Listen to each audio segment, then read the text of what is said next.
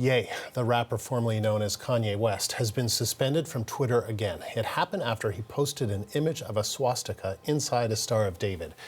And that was just one of many examples of clear anti-Semitism by Ye in recent weeks. For more, I'm joined by reporter Tony Waterman in Austin, Texas. So, Tony, what kind of reaction is this getting? Well, this has been met with revulsion, with condemnation to what has really been this months-long downward spiral of anti-Semitic remarks that has now culminated not just in that Twitter post, but also this rather bizarre interview that Kanye West had with InfoWars host Alex Jones on Thursday, in which he praised Hitler and said that the Holocaust never happened. While that interview was still ongoing, the Republican Jewish Coalition issued a statement saying that enough is enough and calling on conservatives to really make it very clear that Kanye West is a pariah. The conservative social media platform Parler, which Kanye West was in the process of buying, has now said that it has terminated that deal. You also have heard from the Anti-Defamation League calling Ye a vicious anti-Semite. His comments, they say, putting Jews in danger. And of course, the president of the United States, Joe Biden, has also issued a statement. He didn't call out Kanye West by name, but he did say that the Holocaust did in fact happen, that Hitler was a demonic figure, and added that silence is complicity. So really kind of alluding there to Republicans, some of whom have not come out to condemn these comments, but also Kanye West's pre-Thanksgiving dinner with the former president, Donald Trump, at Mar-a-Lago. Also sitting at that table was Nick Fuentes, who is a vicious anti-Semite and a white supremacist. So speaking of that dinner, there is growing alarm that anti-Semitism and hate is growing in hate speech, that it's growing and that it's being normalized, that it's being mainstreamed.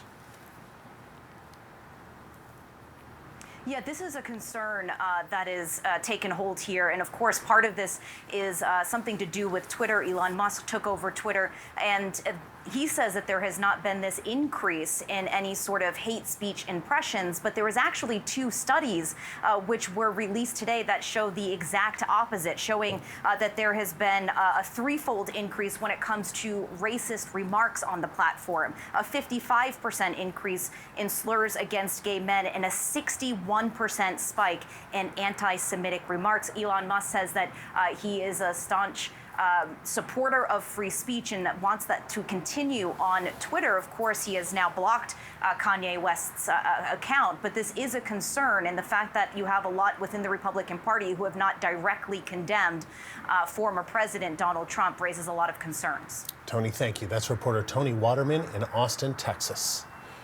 Anti-Semitism is on the rise in Canada, with anti-Jewish hate crimes hitting record highs in 2021. Some are worried this could incite more violence.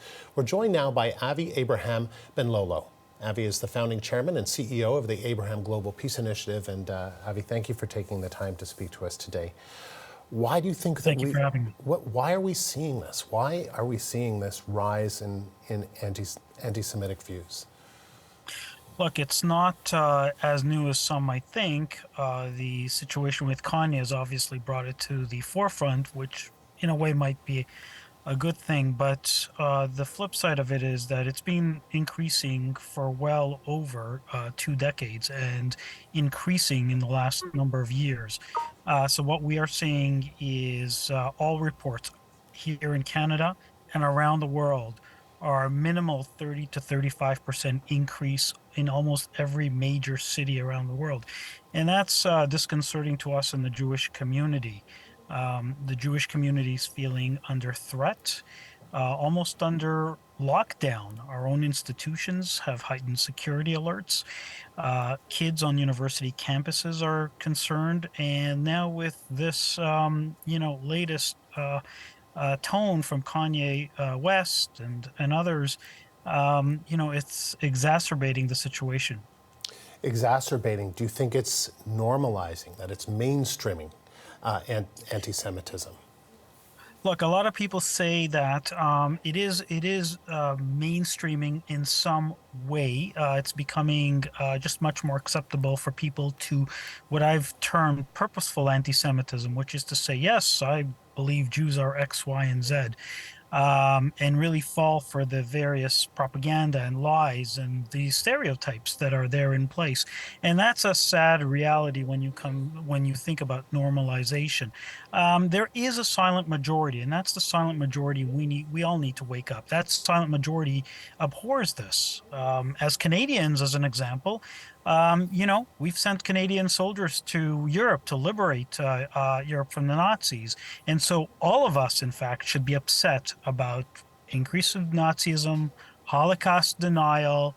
All of that rhetoric should be abhorrent to us. It should also be abhorrent, I think, to people in minority communities, the Black community, Asian community, people who themselves have been targeted. When you think about the rising tide of white supremacism as an example, just a few months ago, there was a mass shooting in Buffalo at the Tops Market, and 10 or 11 Black people were targeted and murdered. And so that was a white supremacist who adheres to the same values that Kanye West and the like are spewing. And that's what makes this even more shocking. And let's speak specifically about Canada, because a lot of the focus has been on anti-Semitism in the U.S., but it's here too, and it has been rising fast in recent years, right? It's been rising fast, and the latest Statistics Canada report, which really compiles all the hate crime incidents across the country from police reports, shows that the Jewish community is the most targeted religious community in the country, which is disconcerting for a community that's been part of the fabric of Canada for well over 200 years. And you ask yourself how and why. And then, of course, the other communities as well, the Black communities, the Asian communities, First Nations communities are all targeted as well. And so we have to look at ourselves as a country and say, why is this happening? How is it that we can stop? We know that education is one of the most critical factors.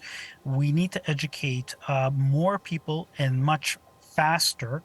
Education, though, isn't completely the answer. I do believe we need to strengthen our hate crime laws in this country. What I'm finding is that really the best tool to fighting anti-Semitism, to stopping hate crime, is to ensure that the public knows that there are consequences.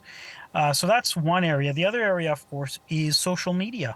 Social media is a big time issue, particularly with youth and adolescents on university campuses that are feeling targeted. And I see this with Jewish students continuously calling me, how do I deal with, this targeted attack against me and my beliefs as a Jewish person?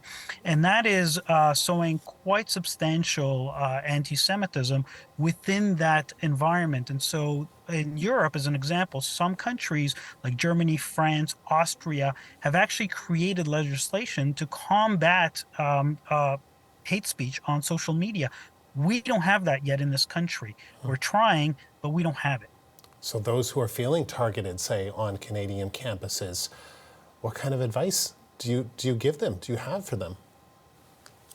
Look, it's a real tough one because, for example, at Queen's University just a few weeks ago, Jewish students were met, as they were walking down the hall with swastikas and graffiti saying "Kill the Jews." It's horrific to them, and so as a community leader, I'm always suggesting, look, I can come and speak to the university, to the students, etc. They themselves are trying to become much more educated on campus, and they have to get resource help from the universities themselves.